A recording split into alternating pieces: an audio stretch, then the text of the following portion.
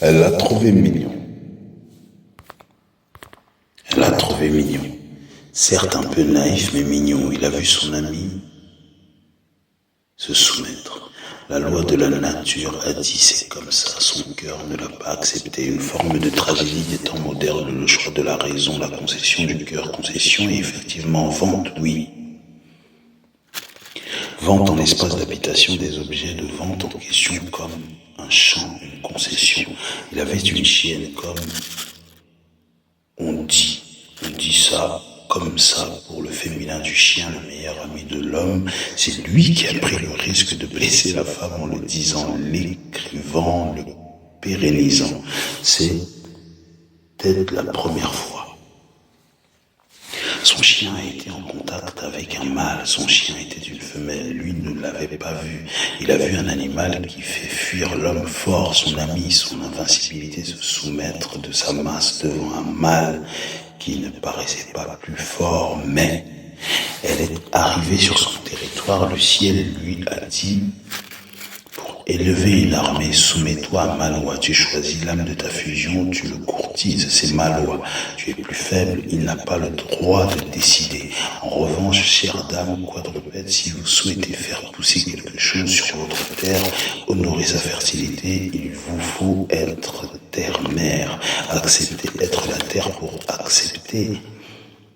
Assimiler la bénédiction de l'eau qui en fera jaillir le meilleur des guerriers, prince, la plus haute des princesses, meilleur guerrier pour papa potentiellement, oui, elle connaît les femmes. Il a eu la haine. Un tonton lui a dit: ne sois pas triste, c'est la loi, il est chez lui avant elle. Il est la garantie nerveuse supérieure naturellement destinée de la création pour être la force protégée d'éventuels petits. Elle est intégrité de raison. Elle sait qu'elle ne peut pas le combattre du coup. Une femme l'a fait, elle a répondu, combattu son homme. Elle a maudit son air, la sollicitation, la solidification de son sang. Elle va faire des hommes faibles, des femmes qui tueront leur père, de gendre dominant, de honte 2000 ans. Elle va avoir les épaules jambes arquées quand l'épaule fait penser aux jambes, quand les ailes injuriées, l'évasion de la pensée, quand les jambes arquées laissent un losange comme un décret céleste de l'œil qui trahit le seul potentiel combat féminin, l'amour. Est-ce un gros mot si l'œil est perdu? Le contenu d'une canette de bière balancée sur le visage, une dame forte comme ça. Impossible de bouger, ça devait être les deux pères qui ont dit: femme, tu n'as pas le droit de combattre, nous ne sommes pas contents, tu t'entraînes à la maison. Le sang du père qui lui fait repousser en une phrase le violeur, la domination, le dragueur lui a dit: je déteste quand ta maman me tient tête et sourit aux voisins. Je suis prêt à partir quand c'est comme ça. Donne, restitue-moi ma raison, je ne t'ai pas créé pour que tu sois le contraire de ce que j'exige. Mon droit d'être le protecteur du clan des enfants parce que, cher amour, si c'est toi qui dois faire ça, je vais être triste de me demander où est ton arme, moins que où est ton armée, où est la mienne. Soignez l'œil. Les hommes n'avaient pas vu les chasseurs, les hommes draguaient les ennemis. La moitié, non, cette fusion parentale, quel être s'est souvenu quand son sang, dans son sang, qu'elle n'était pas femme, pas homme, mais une composition nerveuse des deux de par la solidification de son sang qui lui permet mobilité, action, émotion. Sa fusion, son sang lui a dit: femme, va-t'en, nous sommes. Femme, va-t'en, nous sommes plus que ça. Ton pôle père est en train de te maudire. Si papa avait vu comment tu t'es comporté avec un homme prêt à tuer pour toi quand il n'est pas là, il risque de vomir lui à chaque fois que ta maman lui a montré ses muscles. Une guérisseuse a dit à la combattante qui se sont comme pris au piège de son instinct maternel sa condition de celle qui doit se coucher. L'âme de son père lui a dit ce mot-là, coucher quand ça n'est pas l'amour.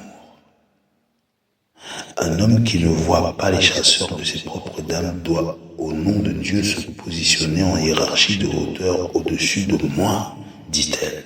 C'est insupportable. La guérisseuse dit, tu ne vas pas y arriver. Ça rigidifie ton abdomen. Meilleure création. Pour se rapprocher de Dieu, ta télépathie passée, un enfant, ma belle, et s'il n'est pas heureux, fier de son père, il ne parlera pas dans ton ventre. Il ne parlera pas, ou pire, il a des super pouvoirs, il risque de te détruire de l'intérieur. Ou alors tu vas nous servir le spécial de la jeune fille, moi j'aime pas les garçons, je ne me marierai jamais. Tu vas y penser avant de trouver un chien, réfléchir au fait du mâle ou la femelle. Ils te diront un jour, ma chère amie, pour qui je meurs, ça serait quand même bien que tu m'emmènes ou pas au parc un peu, que je puisse avoir des fréquentations avec qui je peux sociabiliser. Si j'aboie, qu'on ne me dise pas ta gueule. C'est pas un gros mot pour vous, mais on ne parle pas le même langage. Je disais, il y a un violeur dans les escaliers. Je disais, c'est trop drôle ce qui vient de se passer à la télévision. Je disais, j'ai réussi par la télépathie à empêcher l'enfant d'être agressé à l'école. Dehors, tu m'as dit, tais-toi, tu as besoin d'amour et moi aussi.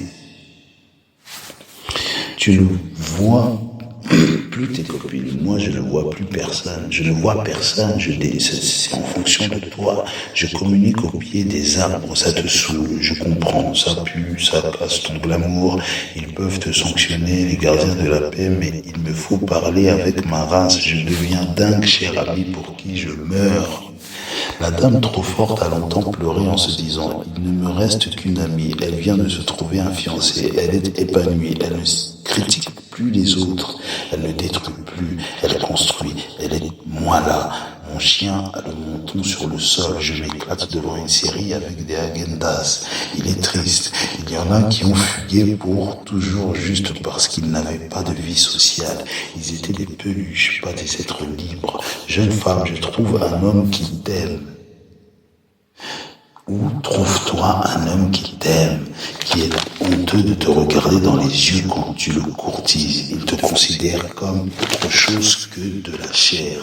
Il est intimidé par ton potentiel défense, instinct maternel, futur, supérieur. Il connaît, craint ses sœurs. Il se sent déjà un peu en famille. Il fuit tes yeux. Il est respectueux. Peut-être qu'il voit le dernier regard du frère, du père.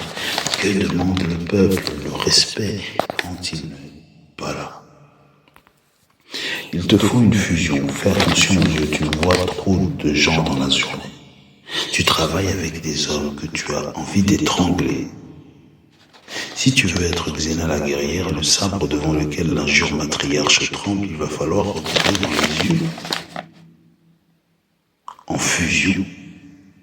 L'homme, il est l'homme, il suit le phéromone, tu as une meilleure maîtrise de l'extasie, tu le diriges délicatement à lui faire comprendre pourquoi vous vous aimez, parce que vous préférez vous voir, parce que vous arrivez à vous voir, être ensemble en esprit.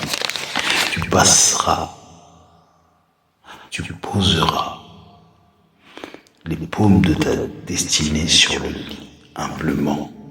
Les épaules humbles, c'est une forme de décret spirituel patriarche, un pacte ultra douloureux pour le père, la fille qui fait le tikkun, la réparation du papa qui a failli perdre la raison pour la fois de trop. Comme 99% des disputes parentales nous sont interdites. On peut imaginer. La paume de la destinée, la matière de soutien et témoin, elle est élément. La paume du pied trouve en la surface sol, terre réelle, un témoin de son évolution, un garant de son intention. Le coton, la laine, la soie, le pouvoir de la terre font éviter cette réprimande à son père des yeux. Il a peut-être juste fait un mauvais rêve. Il te regardera comme s'il sait que tu souhaites entrer dans la domination. Tu ne vas pas avoir peur, tu vas réfléchir en femme, non en dame. lui offrir un petit-fils avec l'honneur de son esprit, sa garance de ton droit de vivre sans désobéissance au guerrier qui a une arme. Tu seras obligé de déclarer la tienne, il n'y en a pas 50. Tu ne t'es pas soumise à un homme juste à la loi de Dieu. Tu seras créatrice, télépathe, supérieure dans quelques heures. Dis-lui pardon, dis-lui merci à qui ton mec, non le père, tout court.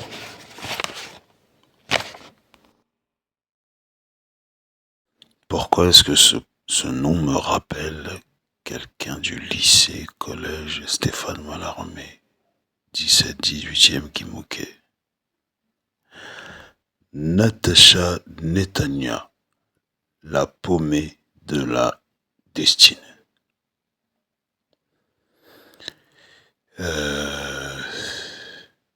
Être dans le cerveau d'une femme, des fois, ça permet d'être plus conciliant avec ce que c'est qu'être un homme qui a besoin d'une femme.